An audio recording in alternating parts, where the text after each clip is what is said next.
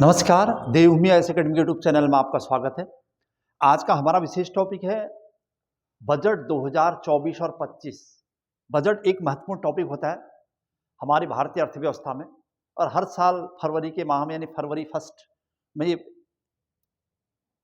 आपके साथ हमारे सामने रखा जाता है भारत सरकार के वित्त मंत्री द्वारा। तो इस बार चूंकि चुनाव होने जा रहा है, भारत सरकार में आम चुनाव, इसी संदर्भ में अंतरिम बजट पेश किया गया है। ये अंतरिम का मतलब है कि अंतिम बजट से पहले का बजट, यानी काम चलाओ बजट।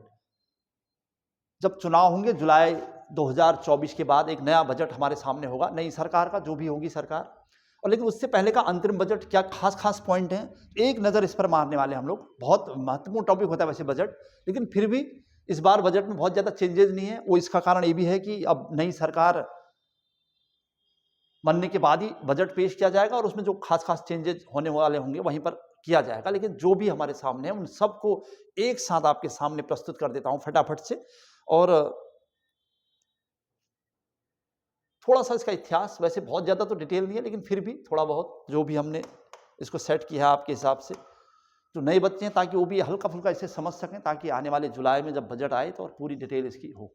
बजट पेश किया गया है 1 फरवरी 2023 को, और अंतरिम का मतलब था अंतिम से पहले का बजट, काम चलाओ बजट, जब तक कि सरकार नहीं बन जाती। वित्त मंत्री हैं श्रीमती निर्मला सीतारमण जी, और उन्होंने कुल छठा और प्रथम अंतरिम बजट पेश किया है। मतलब कुल छठा है उनका अब तक का ये, लेकिन ये इस बार का अंतरिम बजट था, पहला अंतरिम बजट भी है उनका। और बजट की डिटेल करें तो ये बजट का कंसेप्ट हमें ब्रिटिश यानी अंग्रेजों ने दिया है। तो ब्रिटिश भारत का पहला बजट 7 अप्रैल 1860 को जेम्स विल्सन ने प्रस्तुत किया था। वैसे फादर ऑफ बजट कोई कहता है तो वो जेम्स विल्सन ही है। मतलब बजट की भारत के इतिहास में अगर पहली बार किसने उल्लेख किया है तो ये। अच्छा, स्वतंत्र भारत का पहला बजट, ये भी क्वेश्चन है। स्वतंत्र भारत का पहला बजट किसने पेश किया? तो आर के षणमुखम चेट्टी ने 26 नवंबर 1947, भारत की आज़ादी के तुरंत बाद नवंबर के महीने में बजट पेश करना पड़ा था। ये स्वतंत्र भारत का पहला बजट है। और फिर 26 जनवरी 1950 ने जब भारत आज़ाद हो गया, उसके बाद गणतंत्र भारत का पहला बजट आया था जॉन मथाई जी वित्त मंत्री के द्वारा 28 फरवरी 1950। पहले फरवरी में ये फरवरी के अंतिम दिन ही प्रस्तुत किया जाता था। बहुत सारे प्रावधान थे बजट से भी, पहले रात को इसे पेश किया जाता था, लेकिन अब इसे 1 फरवरी को पेश किया गया है। और अब और जो प्रश्न इससे बने हुए हैं, सर्वाधिक बार बजट पेश किसने किया? तो मोरारजी देसाई। वैसे गैर कांग्रेसी सरकार के पहले प्रधानमंत्री भी है मोरारजी देसाई, लेकिन वित्त मंत्री रहते हुए उन्होंने 10 बार बजट पेश किया। भारत के इतिहास में रिकॉर्ड है जो अपने आप में। अगर प्रथम महिला कहें भारत में तो कार्यवाहक वित्त मंत्री थी उस समय पहली महिला, श्रीमती इंदिरा गांधी जी ने बजट पेश किया था। ये भी पहली महिला, मतलब निर्मला सीतारमण पहली महिला नहीं है, बल्कि पहली महिला श्रीमती इंदिरा गांधी जी हैं। कार्यवाहक वित्त मंत्री रहते उन्होंने बजट पेश किया था।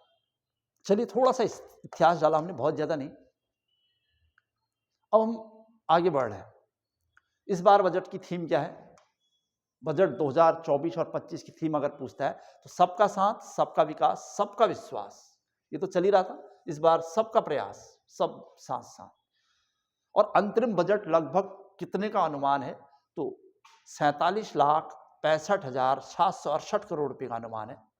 तो कहीं पर 47.66 दिखा रहा है। तो ये सब अनुमान है। और इस बार किन खास बातों को फोकस किया गया है? तो महिला, किसान, युवा और गरीब, ये 4 एस्पेक्ट हैं इसके। किस संदर्भ में ये बजट जा रहा है, किस ओर इसका रुझान है, तो वो चीज़ हमने किया कि किस ओर फोकस है। तो ये 4 खास बिंदु हैं। अब थोड़ा सा बजट के प्रावधान, वैसे बजट पढ़ना बहुत टफ होता है खासकर नए स्टूडेंट्स के लिए, फिर भी थोड़ा सा अगर आप पढ़ते रहोगे बार बार तो आपको आइडिया आने लग जाएगा। तो जो अनुमान है इस बार बजट का, उस पर एक हल्की सी यहाँ पर उसका एक कोशिश की गई कि आप इसको समझ सको। बजट के प्रावधान में अनुमान क्या क्या है? जो अनुमान होते हैं वो बजट अनुमान 2024 और 25 में, मतलब हम क्या करने जा रहे हैं, और इससे पहले का 2000 संशोधित अनुमान 2023 और 24 की क्या कमियां रहेगी थी जिसको हम सुधारेंगे, ये सब चीजें। तो इसमें कुल प्राप्तियां, कुल व्यय, कुल प्राप्तियां 30.80 लाख करोड़ अनुमान, कुल व्यय 47.66 लाख करोड़, इसको ऐसे भी लिख दिया, कहा था मैंने।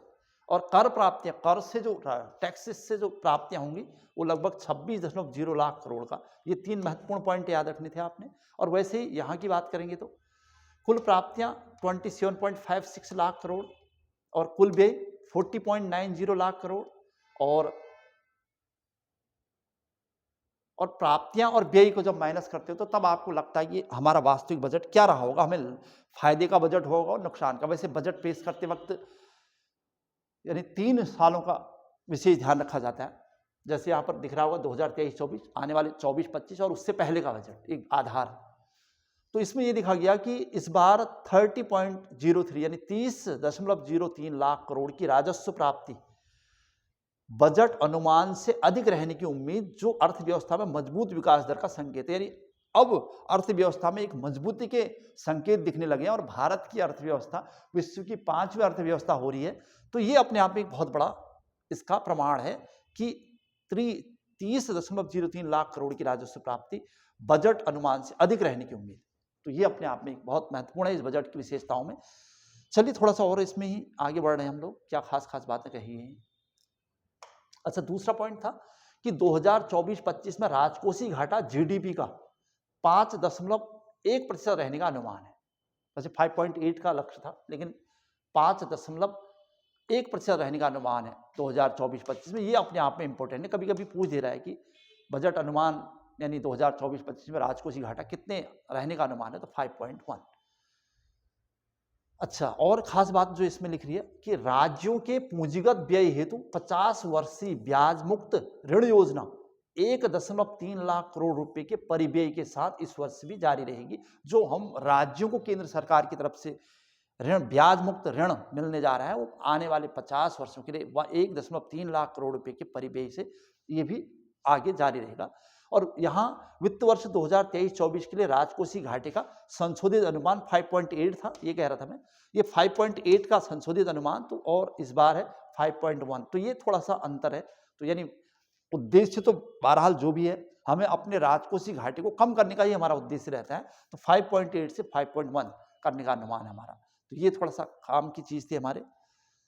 अच्छा, विशेष आवंटन की बात करूंगा तो बजट को बहुत बड़ा चढ़ाकर नहीं लिखा गया, तो कुछ खास पॉइंट जहां पर आपको फोकस रखना है, क्या किसको क्या मिला, मतलब किस डिपार्टमेंट को। जो यहाँ पर 3 टॉप के डिपार्टमेंट भारत में जिनको सबसे ज्यादा पैसा मुहैया कराया गया, वो उसमें है रक्षा मंत्रालय, डिफेंस, 6.2 लाख करोड़ रुपया सबसे ज्यादा जहां पैसा दिया गया है। दूसरा है सड़क परिवहन, पता ही है आपको कि कितना बड़े स्तर पर, बृहद स्तर पर कार्य चल रहा है। तो सड़क परिवहन और राजमार्ग मंत्रालय को 2.78 करोड़ रुपए का आवंटन है। और तीसरे नंबर पर रेल मंत्रालय 2.55 करोड़। ये 3 टॉप के वो मंत्रालय जहां पर भारत सरकार सबसे ज्यादा पैसा खर्च कर रही है, रक्षा, सड़क परिवहन और राजमार्ग और रेल। ठीक है, अगर इस टाइप के प्रश्न बने तो सर्वाधिक खर्च है अभी रक्षा मंत्रालय। अच्छा, जो भारत सरकार की जो योजनाएं चल रही हैं, कोई नई योजना का तो बहुत ज्यादा जिक्र नहीं है, लेकिन जो खास महत्वपूर्ण योजनाएं हैं जो एक जनसंख्या के बहुत बड़े स्तर को जोड़ रही हैं, उनको अगर ध्यान रखा जाए तो उसमें सबसे बड़ा नाम है मनरेगा, महात्मा गांधी राष्ट्रीय ग्रामीण रोजगार गारंटी कार्यक्रम। इसके लिए 86,000 करोड़ रुपए का आवंटन है। बहुत बड़ी बात है अपने आप में, और इसलिए एक बहुत बड़े स्तर पर लोगों को जोड़ा है।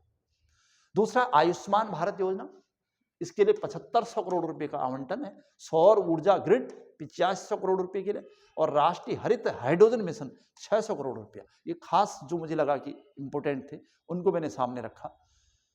अच्छा, भारत सरकार के इस बजट के अंतर्गत कुछ लेन देन की बात करें, जैसे कहां से आ रहा है कहां से जा रहा है, ये बातें ये हमेशा हम लोग पढ़ते रहते हैं, तो इसको जरा सा ध्यान से देखेंगे। तो केंद्रीय राजस्व और व्यय की बात की जाए तो इसमें उधार और देयताओं से 28 पैसे आ रहा है, और इनकम टैक्स आयकर से 19 पैसे, इसके अलावा जीएसटी और अन्य करों से 18 पैसे, निगम कर से 17 पैसे, और कर भिन्न प्राप्तियों से 7 पैसे। इस टाइप सा इसमें देखा जा रहा है। तो सबसे ज्यादा दिख रहा है कि उधार और अन्य देयता है, उधार तथा अन्य देयता है, अन्य देयता है, इसमें है लगभग 28 पैसे। ये हमारे काम का जो कि टॉप में है। दूसरा है आयकर, इनकम टैक्स, आयकर से 19 पैसे, ये 2 टॉप में चल रहे हैं। अच्छा, रुपया जाता कहां है सबसे ज्यादा, तो ब्याज अदायगी पर, क्योंकि हमें भारत सरकार को भी बहुत सारा ब्याज देना है, वर्ल्ड बैंक का और IMF जो भी है, तो 20 पैसे सबसे ज़्यादा, और राज्यों का हिस्सा इसमें 20 पैसे इसमें जा रहा है। तो इसमें ब्याज अदायगी 20 पैसे ब्याज अदायगी, और उसमें राज्यों का हिस्सा इसमें लगभग 20 पैसे 20-20 पैसे जा रहा है। तो सबसे बड़ी अमाउंट जो जा रही है वो है ब्याज अदायगी में, और राज्यों के हिस्से में 20-20 पैसे, और उधार और अन्य देयताओं में 28 पैसे, और इनकम टैक्स में 19 पैसे। ये हमारी आना और जाना, यानी प्रमुख लेन और देन जो जहाँ खास बात है। उसके अलावा बहुत सारी चीज़ें यहाँ पर देखने को मिलेंगी आपको, लेकिन हमारे चीज़ काम का बस इतना ही था। लेकिन कुछ नए शब्दों का प्रयोग हुआ इस बार अंतरिम बजट में, उनको मैं एक बार एक्सप्लेन करता हूँ। इस बार GDP जो ग्रॉस डोमेस्टिक प्रोडक्ट होता है, यानी सकल घरेलू उत्पाद होता है, उसको कुछ इस टाइप से व्याख्या की गई है। GDP को ऐसे समझाया गया, GDP मतलब गवर्नेंस, D मतलब डेवलपमेंट, और P मतलब परफॉर्मेंस। इस बार पूरे सरकारी प्रशासनिक कार्यों के परफॉर्मेंस का विकास देखा गया, उसके बेस पर हमें जो फायदा हुआ उसे GDP कहते हैं। अब तो हम GDP की हमारी जो परिभाषा है, ट्रेडिशनल परिभाषा, उसके मॉडल को बदला गया है इस बार है कि गवर्नेंस, यानी सरकार की जो प्रशासनिक योजनाएं हैं या सरकार जो काम कर रही है, उसको उसका उद्देश्य है विकसित भारत। स्वर्ण काल, अमृत काल में भारत कितना प्रोग्रेस कर रहा है, कितना प्रोग्रेसिव है, उन योजनाओं के माध्यम से जो हमें दिख रहा है आज। और आज हम भारत की 5वीं अर्थव्यवस्था, विश्व की 5वीं अर्थव्यवस्था बने हैं, तो उसके लिए खास क्या कारण जिम्मेदार हैं, उसके लिए GDP मॉडल को एक नया रूप दिया है, governance, development and performance. Same ऐसे ही FDI में वैसे तो प्रत्यक्ष विदेशी निवेश, यानी direct foreign investment, FDI model, इससे नाम दिया गया फर्स्ट डेवलपमेंट इंडिया। मतलब विकसित भारत के मॉडल को मद्देनजर रखते हुए FDI को भी एक नया रूप दिया गया है, वो है फर्स्ट डेवलपमेंट इंडिया, और GDP को गवर्नेंस, डेवलपमेंट, ये सब नई चीजें देखने को मिल रही हैं बजट में। यानी अच्छा, उसके अलावा जो एक बड़ी योजना चल रही थी, भारत लखपति दीदी योजना, इसमें इस बार इसका लक्ष्य 2 करोड़ से बढ़ाकर 3 करोड़ किया गया है। तो ये अपने आप में एक बहुत बड़ी बात है। लखपति दीदी योजना का लक्ष्य 2 करोड़ से बढ़ाकर 3 करोड़ करना, ये अपने आप में था। और आयुष्मान भारत के लिए आवंटन में लगभग 4.2% की बढ़ोतरी हुई है। वित्त वर्ष 2024-25 में पूंजीगत व्यय 11.11 लाख करोड़ रखा गया। ये अपने आप में एक बहुत रिकॉर्ड है, पूंजीगत व्यय जो 11.11 लाख करोड़ रुपये रखा गया है। और मेट्रो ट्रेन का बजट 19,508 करोड़ से बढ़ाकर 21,336 करोड़ रखा गया है। ये बजट की खास बात है। इसके अलावा बजट का जो विस्तार की बात की जाए, अगर उसका कहाँ उसके एस्पेक्ट हैं, किन किन चीज़ों को फोकस किया गया, जैसे मैंने पहले कह दिया था कि इस बजट में खासकर गरीब महिलाएं, युवा, अन्नदाता, किसान, इन चीज़ों को फोकस किया गया है। और त्रिवेणी बजट भी इसे कहा जा रहा है वैसे। तो देखते हैं कैसे सामाजिक न्याय की ओर बजट संकेत करता है। तो खासकर गरीब का कल्याण, देश का कल्याण, ये बात कही गई है। तो पिछले 10 वर्षों में के दौरान लगभग 25 करोड़ लोगों को बहुआयामी गरीबी से बाहर निकालने में मदद मिली है, ये कहना है बजट का। दूसरा है प्रधानमंत्री जन धन खाते से बैंक खातों में 34 लाख करोड़ का प्रत्यक्ष हस्तांतरण, जिससे सरकार को 2.7 लाख करोड़ की बचत हुई है। ये अपने आप में एक रिकॉर्ड है पूरे भारत में प्रधानमंत्री जन धन खाते के उपयोग से। अच्छा, दूसरा था PM स्वनिधि योजना 2020 में शुरू की गई, जो के तहत 78 लाख फेरी वालों को ऋण सहायता, 78 लाख फेरी वालों को ऋण सहायता, और 2.3 लाख फेरी वालों को तीसरी बार ऋण मिल चुका है उनको। तो ये अपने आप में एक नए एस्पेक्ट जो यहाँ पर बजट के दिख रहे हैं। प्रधानमंत्री जन धन खातों में 34 लाख करोड़ का प्रत्यक्ष हस्तांतरण हुआ है, और इससे लगभग 2.7 लाख करोड़ की बचत हुई है। और प्रधानमंत्री स्वनिधि में 78 लाख फेरी वालों को ऋण सहायता का प्रावधान था, और 2.3 लाख फेरी वालों को तीसरी बार ऋण प्राप्त हुआ है। और अभी हाल ही में स्टार्ट की गई PM विश्वकर्मा योजना के तहत कमजोर आदिवासी समूह के विकास पर जोर दिया गया है, और इसमें PM विश्वकर्मा योजना के तहत लगभग 18 व्यवसायों से जुड़े कारीगरों और शिल्पकारों को एंड टू एंड मदद का प्रावधान रखा गया है। एट एनी हाउ उन्हें मदद का आश्वासन दिया गया है। तो PM विश्वकर्मा योजना, जो कि अपने एक बहुत ही बड़ा सराहनीय का कदम होगा भारत सरकार का, उसमें लगभग फिलहाल 18 ऐसे व्यवसायों को जोड़ा गया है। कारीगरों, शिल्पकारों को एक सस्ते दर पर ऋण मिलेगा, और उन्हें अपना स्टार्टअप करने का मौका मिलेगा। तो ये महत्वपूर्ण प्रावधान है इसके। कैसे सामाजिक न्याय की ओर। अच्छा, अन्नदाता यानी किसान का कल्याण कैसे, तो ये खास बातें हैं। PM किसान सम्मान योजना के तहत 11.8 करोड़ किसानों को वित्तीय सहायता दी जाएगी। पीएम फसल बीमा योजना के तहत 4 करोड़ किसानों का फसल बीज उपलब्ध कराया गया है। ई नाम इलेक्ट्रॉनिक नेशनल एग्रीकल्चर मार्केट के तहत 1361 मंडियों का एकीकृत किया है, मतलब उनका यूनिफिकेशन हुआ है, और जिससे क्या फायदा हुआ है, 3 लाख करोड़ की खरीद के साथ 1.8 करोड़ किसानों की सेवाएं उपलब्ध हो रही हैं। तो ये अपने आप में नया कुछ इस बजट में कहना है। चलिए नेक्स्ट पॉइंट है, नारी यानी महिला सशक्तिकरण के क्षेत्र में क्या खास हुआ है। उच्च शिक्षण संस्थाओं में महिलाओं का नामांकन लगभग 28% बढ़ा है, ये इंपोर्टेंट था। स्टेम पाठ्यक्रमों में छात्राओं तथा महिलाओं को 43% नामांकन, जो विश्व में सर्वाधिक है, अपने आप में ये नया देखने को मिला। और पीएम आवास योजना के तहत लगभग 70% मकान ग्रामीण महिलाओं को प्रदान किए गए हैं। 30 करोड़ मुद्रा योजना ऋण महिला उद्यमियों को प्रदान किए गए, जो मुद्रा योजना के तहत प्रधानमंत्री मुद्रा योजना चली है, उसके तहत लगभग 70% मकान ग्रामीण महिलाओं को प्रदान किए गए हैं, और 30 करोड़ मुद्रा योजना ऋण महिला उद्यमियों को प्रदान किए गए हैं। पीएम आवास योजना यानी जो ग्रामीण पीएम आवास योजना के तहत 3 करोड़ मकानों का लक्ष्य जल्द ही हासिल किया जाएगा, और अगले 5 वर्षों में 2 करोड़ अतिरिक्त मकानों का लक्ष्य रखा गया है। तो ये नारी सशक्तिकरण या महिला सशक्तिकरण के क्षेत्र में, ग्रामीण क्षेत्रों में खासकर किए गए कार्य है। अच्छा, समग्र कल्याण की बात की जाए कि सभी के विकास के लिए कहां कहां किन किन एस्पेक्ट को फोकस किया गया है और कैसे उसका विकास है। जैसे कृषि और खाद्य प्रसंस्करण की बात की जाए, बुनियादी ढांचे में सुधार की बात की जाए, पर्यटन के क्षेत्र में सुधार की बात की जाए, हरित ऊर्जा के क्षेत्र में जो वर्तमान में एक बहुत बड़ा मॉडल है, और रेल और विमानन क्षेत्र के में क्या क्या खास परिवर्तन हुआ है, तो इस पर थोड़ा सा नजर डाल रहे हैं, क्योंकि ये बहुत बड़ा टॉपिक है अपने आप में बजट, इसलिए इसको ऐसे लिखा गया ताकि थोड़ा सा साइज छोटा होगा। एक बार मैं आपके सामने इसका साइज बढ़ाता हूँ और एक बार कृषि और खाद्य प्रसंस्करण क्षेत्र में ये पॉइंट पढ़ता हूँ कि पीएम किसान संपदा योजना, आपको पता है पीएम किसान संपदा योजना चल रही है 2023 में, से 38 लाख किसान लाभान्वित और 10 लाख रोजगार के अवसर उपलब्ध होंगे कराना, ये लक्ष्य रखा गया है पीएम किसान संपदा योजना के तहत। ये पीएम किसान संपदा योजना मैंने आपको उत्तराखंड के जनरल स्टडी में पढ़ा भी दी थी। अच्छा, ये तो इंपॉर्टेंट बात थी कि इससे 38 लाख किसान लाभान्वित होंगे और 10 लाख रोजगार के अवसर उपलब्ध कराएंगे, ये कहा गया है। और दूसरा कि 2.4 लाख स्वयं सहायता समूह और 60,000 लोगों को ऋण सुविधा उपलब्ध होगी, ये कही गई है कृषि और खाद्य प्रसंस्करण के क्षेत्र में। अच्छा, बुनियादी ढांचे की बात की जाए तो बुनियादी ढांचे के विकास और रोजगार सृजन हेतु पूंजीगत परिव्यय को 11.1% बढ़ाकर जीडीपी का 3.4% करना, ये अपने आप में एक बहुत बड़ा काम है बुनियादी ढांचे के सुधार के लिए। 11.1% की वृद्धि हो रही है उसमें। अच्छा, रक्षा उद्देश्यों की बात की जाए तो मतलब बुनियादी रक्षा उद्देश्यों के लिए डीप टेक प्रौद्योगिकी को प्रोत्साहन दिया जाएगा। एक नई टेक्नोलॉजी यहां पर प्रमोट की जा रही है, डीप टेक प्रौद्योगिकी।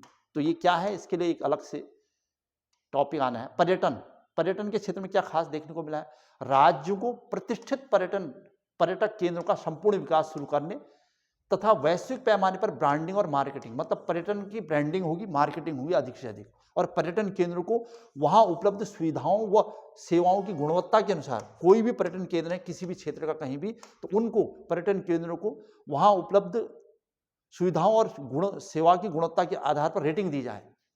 मतलब इसके आधार पर क्या होगा, उसमें आपस में प्रतिस्पर्धा होगी। अच्छा, हरित ऊर्जा के क्षेत्र में क्या हो रखा है, 2030 तक 100 मीट्रिक टन की कोयला गैसीकरण और तरलीकरण क्षमता स्थापित करना, ये लक्ष्य रखा गया है। और परिवहन के क्षेत्र में या हरित ऊर्जा के क्षेत्र में क्या खास देखने को मिला है, जैसे दूसरा कि परिवहन के लिए सीएनजी कॉम्प्रेस्ड नेचुरल गैस तथा घरेलू प्रयोग के लिए पीएनजी पेट्रोलियम, इस बार शब्द यूज किया है इसमें, या पाइप्ड नेचुरल गैस में सीबीजी कॉम्प्रेस्ड बायोगैस के चरणबद्ध मिश्रण को अनिवार्य करना, ये इंपॉर्टेंट लाइन थी भी खास। अच्छा, दूसरी बात जो इसमें खास बात कही गई कि प्रधानमंत्री सौर स्वरोजगार योजना के तहत छत पर सौर प्रणाली के 1 करोड़ परिवारों को, जो अपने छत पर सोलर सिस्टम लगाते हैं, उसके लिए 1 करोड़ परिवार को हर महीने 300 यूनिट निःशुल्क बिजली उपलब्ध कराना, ये सरकार का आगे का लक्ष्य है। तो प्रधानमंत्री सौर स्वरोजगार योजना। चलिए आगे बढ़ते हैं, और इसमें खास बात है पीएम गति शक्ति। अच्छा, इसमें क्या है देखते हैं, रेल और विमान के क्षेत्र में क्या 40,000 सामान्य रेल डिब्बों को वंदे भारत के मानकों के अनुरूप बदलना। जो 40,000 सामान्य रेल के डिब्बे हैं पुराने मॉडल के, उन्हें अब वंदे भारत के मानकों के अनुरूप बदलना होगा। ये बड़ा डिसीजन है। दूसरा है पीएम गति शक्ति के तहत 3 आर्थिक गलियारों का विकास करना। पीएम गति शक्ति के तहत 3 आर्थिक गलियारों का विकास करना है। क्या है उसमें, कौन कौन सी आर्थिक गलियारे होंगे देखते हैं। इसमें है ऊर्जा सीमेंट और खनिज गलियारा एक। दूसरा है पत्तन यानी बंदरगाह संपर्कता गलियारा, बंदरगाहों का विकास होगा इसमें। तीसरा है अधिक यातायात गलियारा, जहां पर बहुत ज्यादा भीड़ की कंडीशन है, वहां पर कैसे पेश किया जाए। देश में हवाई अड्डों की संख्या 149 हुई है और 715 नए हवाई मार्ग बनेंगे। 1000 नए विमानों के ऑर्डर दे दिए गए। नए विमान 1000 बनने वाले हैं, 715 नए हवाई मार्ग बनने हैं और 149 हवाई अड्डों की संख्या बढ़ चुकी है। तो ये खास बातें जो समग्र विकास के लिए संदर्भ में कही गई हैं। तो ये देखा था हमने समग्र कल्याण में क्या क्या खास बातें कही हैं। तो ये बुनियादी ढांचे के सुधार के लिए, पर्यटन को बढ़ावा देने के लिए, और पर्यटन, हरित ऊर्जा, बुनियादी ढांचा, रेल और विमान में क्या खास प्रावधान रखे गए हैं। चलिए और क्या क्या खास बात। कर प्रणाली की बात की जाए तो कर प्रणाली में इस बार जो टैक्स स्लैब है उसमें बहुत ज़्यादा परिवर्तन नहीं आया है, इसलिए कुछ लोगों में इस बात को लेकर निराशा है कि हमें टैक्स से इस बार बहुत ज़्यादा छूट नहीं मिल पाई है। तो उसका एक बड़ा कारण ये होगा कि अभी चुनाव के बाद जो बजट पेश होगा, वास्तविक बजट, वहाँ पर इससे संबंधित कोई प्रावधान रखे जाएं या ऐसा कुछ होने की संभावना है। फिलहाल कर प्रणाली प्रत्यक्ष जो डायरेक्ट टैक्स है उसमें क्या खास है, प्रत्यक्ष करों की मौजूदा दरों को बरकरार रखने का प्रस्ताव, जो मौजूदा दरें चल रही हैं वही रहेंगी फिलहाल। अच्छा, पिछले 10 वर्ष में प्रत्यक्ष कर संग्रह 3 गुना, रिटर्न दाखिला करने वालों की संख्या 2.4 गुना बढ़ी है। ये कहा गया है कि पिछले 10 वर्षों में प्रत्यक्ष कर संग्रह 3 गुना हो चुका है और रिटर्न दाखिला करने वालों की संख्या 2.4 गुना बढ़ी है। ये पॉजिटिव है। वित्त वर्ष 2009-10 तक की अवधि में से जुड़ी 25,000 रुपये तक की बकाया प्रत्यक्ष कर मांग को वापस लिया जाए। मतलब 2009-10 तक की बात हो रही है।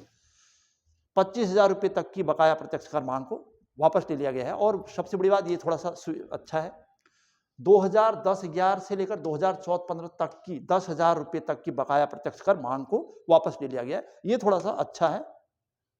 और कर संग्रह, कर स्लैब में कोई बहुत ज्यादा परिवर्तन देखने को नहीं मिला। अप्रत्यक्ष करों की बात की जाए तो अप्रत्यक्ष करों तथा आयात शुल्कों की वर्तमान दरों को बरकरार रखने का प्रस्ताव सेम है। और जीएसटी से बिक्री कर प्रणाली को एकीकृत करना, ये कहा गया है कि जीएसटी ने पूरी बिक्री कर व्यवस्था को एक कर दिया है, एकीकृत कर दिया है। इससे हमें बहुत ज्यादा फायदा है। इसलिए औसत मासिक सकल जीएसटी संग्रह को 2 गुना होकर 1.66 लाख करोड़ रुपए हुआ, ये भी कहना है। अच्छा, उत्तराखंड के हम चूंकि उत्तराखंड मूल से संबंधित हैं, तो थोड़ा सा इस बजट में उत्तराखंड को क्या खास मिला जिससे हमें लगता है कि हाँ चलो हमारे संदर्भ में ये था। तो उत्तराखंड के लिए 5120 करोड़ रुपए का रेल बजट दिया गया है, जो पिछले वर्ष की तुलना में 116 करोड़ अधिक है। तो इससे उम्मीद है कि उत्तराखंड में जो रेल के क्षेत्र, रेल परिवहन के क्षेत्र में जो खामियां रह गई थी उनकी भरपाई की जाएगी।